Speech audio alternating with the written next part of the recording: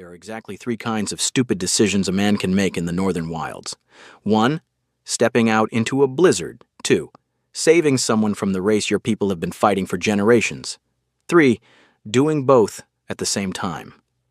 My name is Riven Marr, a logger and trapper on the edge of Frostmere Forest. I don't have any war stories to tell, no medals to pin on my chest, just a one-room wooden cabin tucked against the trail and an old principle my mother drilled into my head when I was a kid. Don't let someone die if you can stop it. The storm hit like an angry god. Not just snow, it was the kind of cold that bites into your bones from the inside, the kind that makes every breath feel like swallowing knives. I should have stayed inside, barricaded the door, tended the fire, and pretended I couldn't hear the wind howling. But 3 days earlier, old Marta from the neighboring homestead had stopped by with her usual bundle of hard bread and gossip. She'd seen tracks heading toward Whitevale Lake. "Big ones," she'd said, squinting at me with those eyes that missed nothing. "Bigger than a pot. Not deer, not wolf." And me, cursed with that meddlesome streak, had gone to check. Maybe it was boredom, or maybe it was the way Marta's voice had trembled just a little. Either way, here I was, trudging through the whiteout, my boots sinking into drifts that came up to my knees. The northern wilds aren't kind to fools.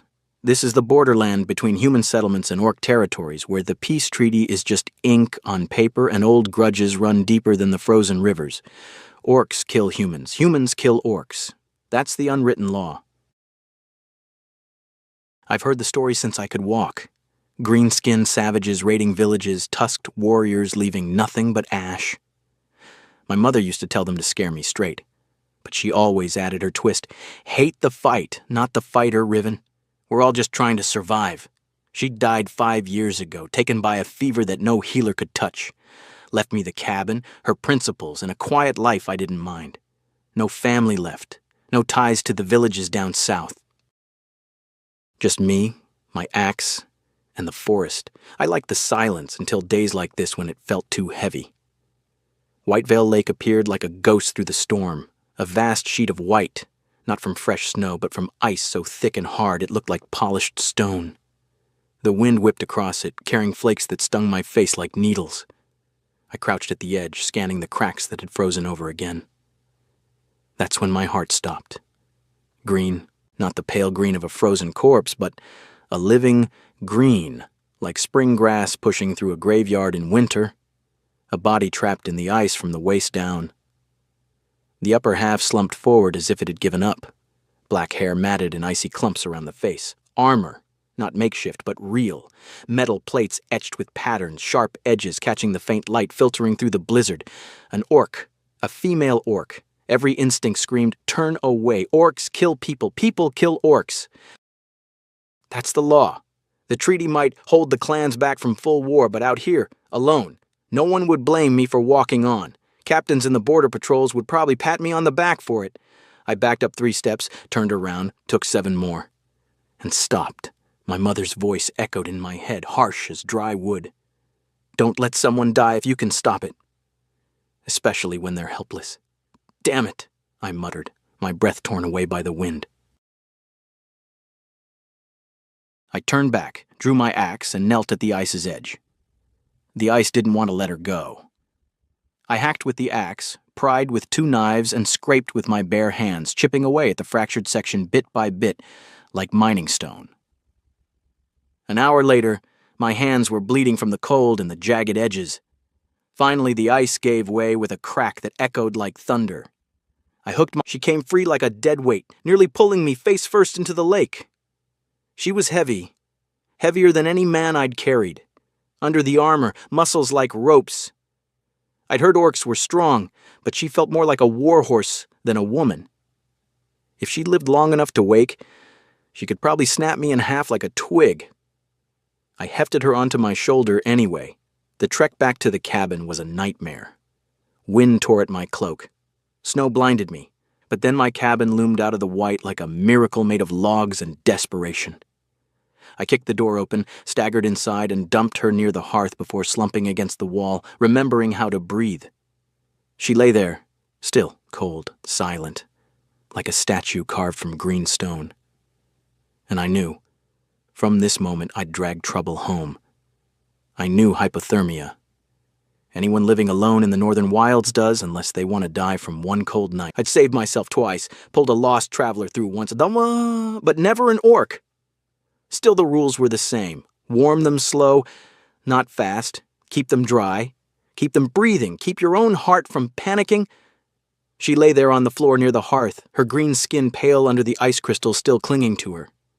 I stripped off her armor piece by piece. The clasps were fine metal, the leather straps thick. This wasn't scat. My fingers were numb from the cold, fumbling with each hook. Underneath was a simple wrapped cloth, soaked and frozen stiff. I replaced it with 3 of my spare blankets. That meant I'd be cold tonight, but she'd be less dead, and I told myself it was a fair trade. I stoked the fire higher, boiled water, and cooked a thin stew from the rabbit I'd trapped 2 days back. It wasn't much, mostly broth with scraps of meat and roots. Hours passed with just the wind battering the walls and the fire crackling. Near midnight, she made a low groan. Not quite pain, not yet awake. Her eyelids fluttered. I leaned down, speaking to someone who might not hear. Easy. You're safe. You're not dead. Not yet, at least. By morning, I dozed off against the wall, my neck twisted at an angle I knew I'd regret for a week. I woke to fast movement. Too fast. When I opened my eyes, she was sitting up, blankets wrapped around her like a cloak, and in her hand was my axe. The blade pointed straight at me, steady and true like someone who knew how to use it. Her eyes were gold like a wolf's, bright and sharp. The look in them was pure suspicion, enough to kill a weak-willed man just by existing. "Where am I?" Her voice rasped like it hadn't been used in days. I raised my hand slow. Real slow.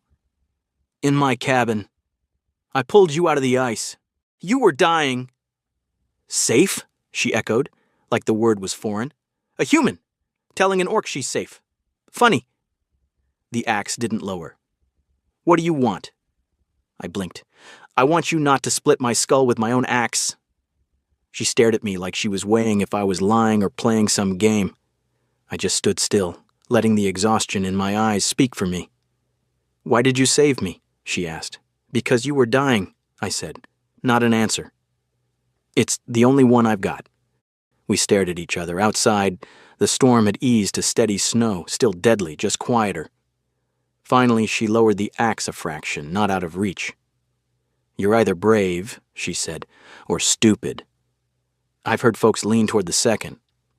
Something like amusement flickered across her face. Quick enough I wasn't sure. She glanced around my cabin, the rough wooden table, the single chair, the pile of hides for a bed, a few tools, no decorations, no luxuries. This was survival, not living.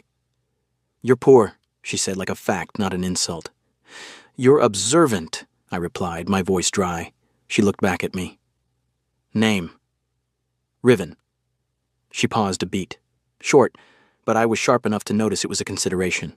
Then she said, "Vesha." The name sounded strange and beautiful in the orc way, short, hard, with a whisper of wind. I didn't ask more.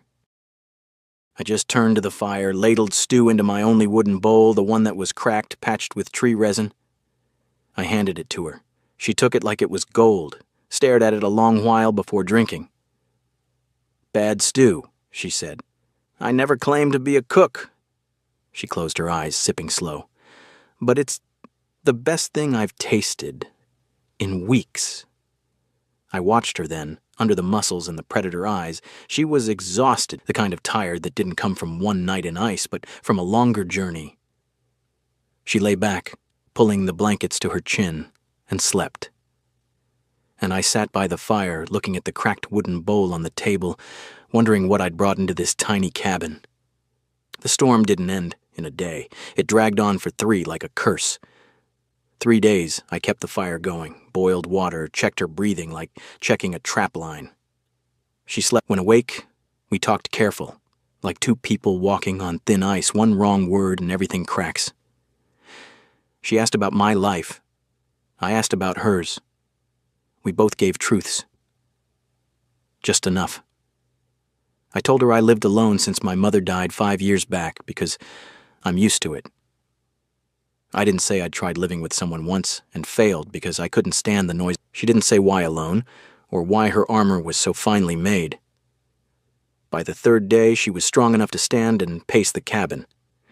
She was tall, had to duck slightly under the beams. The way she moved reminded me of a tamed beast, cautious, controlled, but ready to explode if needed. "Your cabin is small," she observed. "Efficient," I said. She looked at me long and said, like tossing out a fact, "You fear me." I didn't deny it.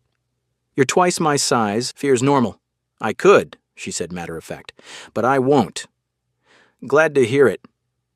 This time she smiled real, a rough laugh, unused but genuine, and that laugh made the cabin feel less cold. After the storm cleared, she should have left, but she didn't. Days turned to a week, the week to 2. We fell into a strange rhythm that felt natural, like it was meant to be.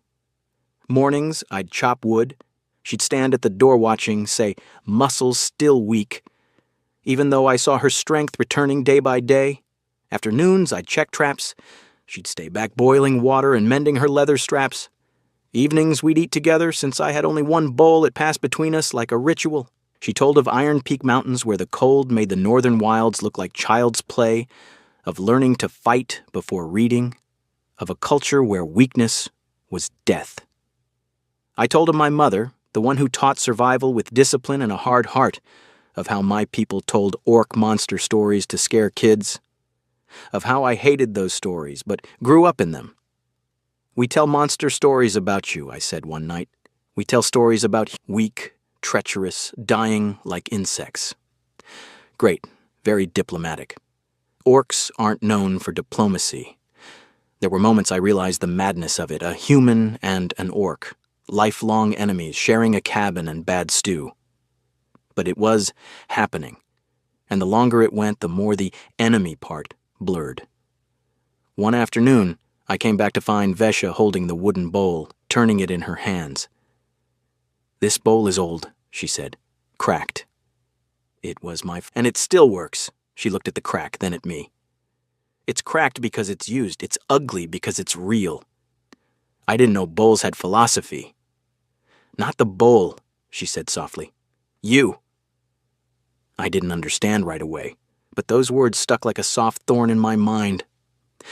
The day stretched, and something shifted. I'd catch her watching me chop wood.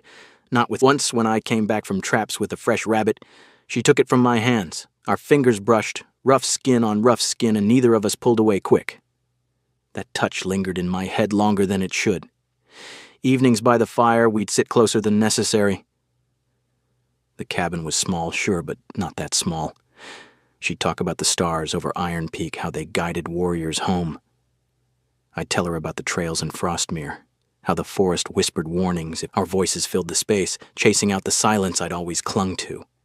One night, after a particularly bad stew, I'd burned the roots. She pushed the bowl back to me with a smirk. "You cook like a child." "You eat like you're starving," I shot back. "I was," she said quieter, "before you." That hit me. I looked at her across the fire, the gold in her eyes catching the flames. She wasn't just strong, she was carrying something heavy, something she hid behind that warrior mask. And me? I was starting to see her not as an orc, but as Vesha, the one who'd laughed at my jokes, mended my torn cloak without asking, shared stories that made the cold outside feel farther away. 2 weeks in, the snow started to ease, but she didn't mention leaving. Neither did I. Mornings I'd wake to find her already up, stoking the fire. "Lazy human," she'd tease, but there was no bite in it. Afternoons, she'd join me on short walks, testing her legs, she said, but we'd end up talking about nothing, the way snow muffled sounds or how rabbits outsmarted traps. One day out in the woods, she stopped sudden, hand on my arm. "Quiet," she whispered. A deer crossed our path, unaware. We watched it go, her grip lingering a second too long. When she let go, I felt the absence. "Why do you live alone, Riven? No clan, no mate?" I poked the logs, buying time. "Clans are for villages. I'm better out here, and mates tried once, didn't stick." "Why?" "Too quiet," she said, "too stuck in my ways." Vesha nodded slow. "In Iron Peak, alone means weak, but you're not weak. You're choosing it." "Or it's choosing me," I muttered. She looked at me then, really looked. "Choice is strength. Even if it's hard." That night, as we shared the bowl, passing it back and forth, our fingers brushing more than accidental, I felt the blur sharpen into something else, not enemies, not strangers, something in between, warm like the fire, fragile like the ice we'd broken. 3 weeks in, the rhythm felt permanent. But nothing is in the wilds. One afternoon, heavy footsteps echoed from the eastern woods, many feet purposeful. I froze mid-chop, axe in hand. Vesha stood at the door, her face going still like prey scenting a predator. "Vesha," I said quick, dropping the axe, "you have to tell me." The footsteps grew louder, crunching snow. Vesha's stance changed, straighter, colder, like an invisible crown settling on her head. "They're here," she said, "and now you'll know who I am." Before I could ask what she meant, the door was pushed wider. 3 orcs filled the frame, massive silhouette. The leader was the biggest, scarred across one shoulder, his armor heavy with iron plates and bone talismans. His eyes swept the cabin like a battlefield, landing on me with open suspicion. The other 2 flanked him, hands resting on the hilts of their axes. The moment they saw Vesha, all 3 dropped to one knee in the snow, heads bowed. "Nu vuong qua chung ta," the scarred one rumbled in thick common tongue. "We have found you." The words hit me like a falling tree. Nu vuong. Queen. My mind reeled, trying to fit the pieces, the fine armor, the way she spoke of Iron Peak like it was hers, the exhaustion that went deeper than a single night in the ice. Vesha. Vesha wasn't just a warrior, she was their queen. I stared at her, mouth dry. Vesha. She didn't look at me. Not yet. Her voice, when she spoke, was cold steel. "Rise, Therok. Report."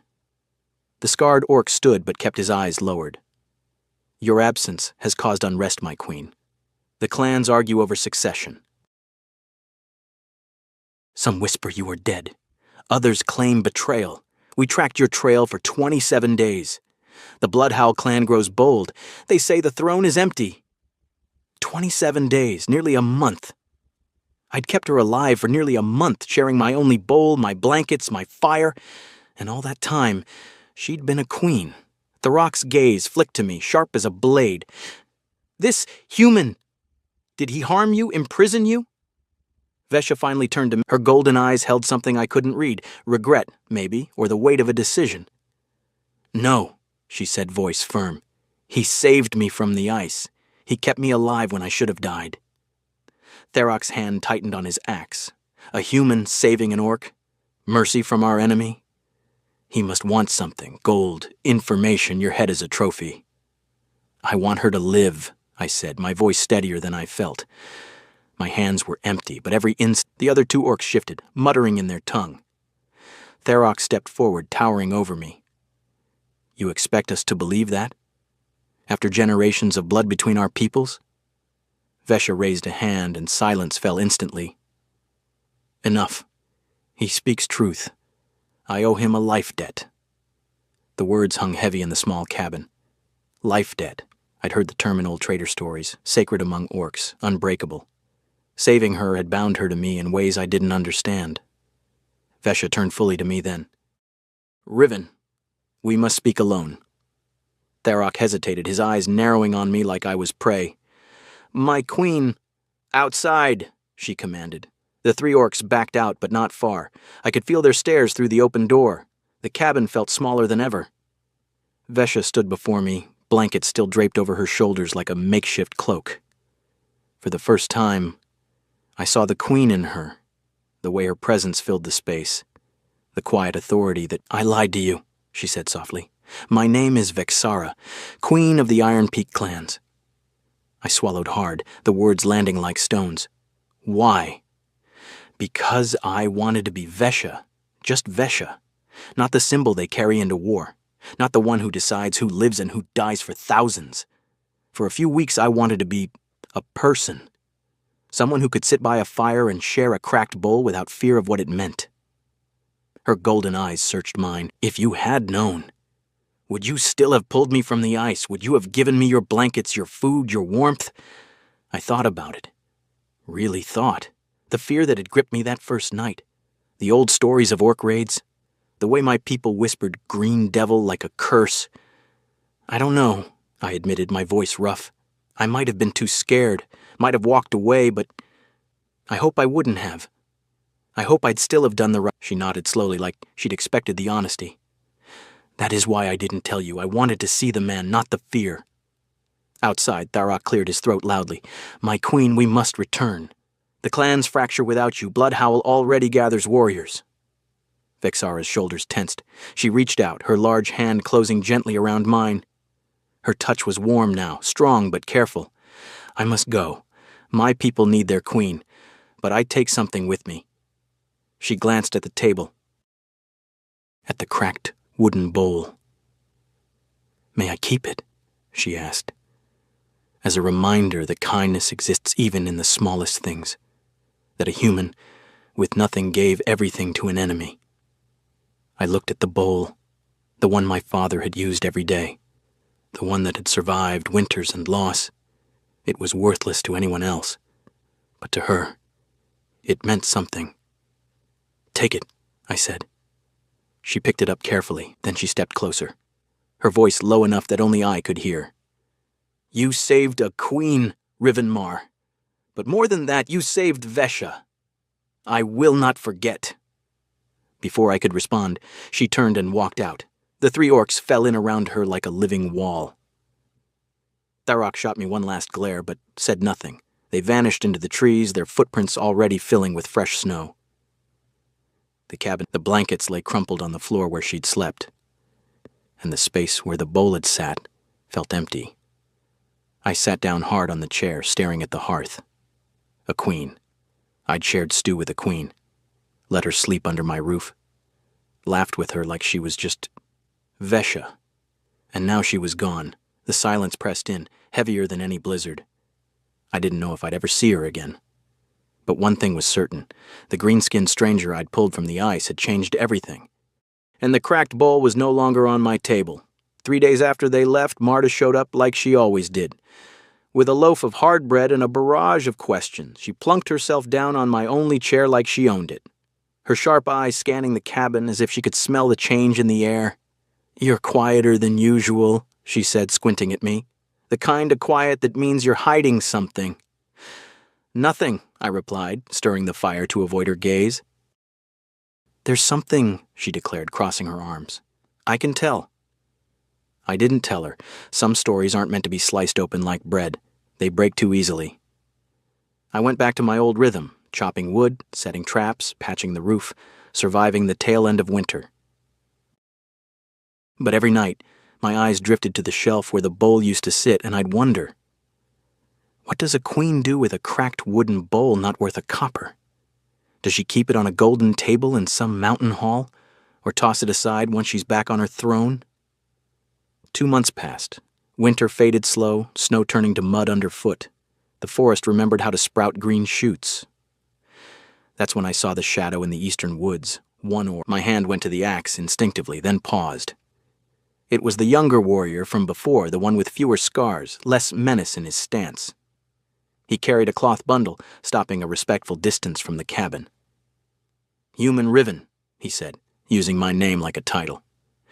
The queen sends me. I didn't rush forward. I stood in the doorway, close enough to the fire, far enough not to spark misunderstanding. He held out the bundle. For you. Inside was a bowl carved from white stone, seamless from a single block, smooth and elegant, the rim etched with orc runes circling like a vow. I knew at a glance it was worth more than my entire cabin. And nestled inside the stone bowl, wrapped safe, was my cracked wooden bowl, returned. I stood frozen for a beat. Tucked beside it was a small scrap of paper, common tongue written careful, like someone unused to the letters but determined. One bowl for what you gave me. Both are valuable. Both are real. No signature. Didn't need one. The young warrior watched me, then spoke like finishing a duty. The queen mentions you in council. When elders demand we keep the old hatreds like law, she speaks of a human who saved an enemy because it was right. It makes them uncomfortable. Good, I said, my voice rough. He nodded, hesitating. I looked at the two bowls, one stone, one wood, one beautiful, one ugly. And in that moment, I understood. Value isn't in the material, but in what two people pour into it. "Tell the queen," I said to the young warrior, "that I remember too." He flashed a quick smile, brief, showing a hint of tusk, then turned back into the woods, vanishing like the others. That night, I cooked stew. Still bad as ever. I ate from the white stone one I placed on the shelf above the hearth, where it caught the firelight and reminded me that impossible things happen sometimes. That enemies can share a fire without burning each other. Outside, spring came slow but sure. Ice began to melt. In the forest, in the lake, and somewhere deeper, where no one sees right away, between human lands and the mountains of Iron Peak. Just knowing that up north, a queen might keep a cracked wooden bowl on her golden table, and when someone asks why, she'll remember a small cabin, a bad stew, and a young man who chose to save instead of turn.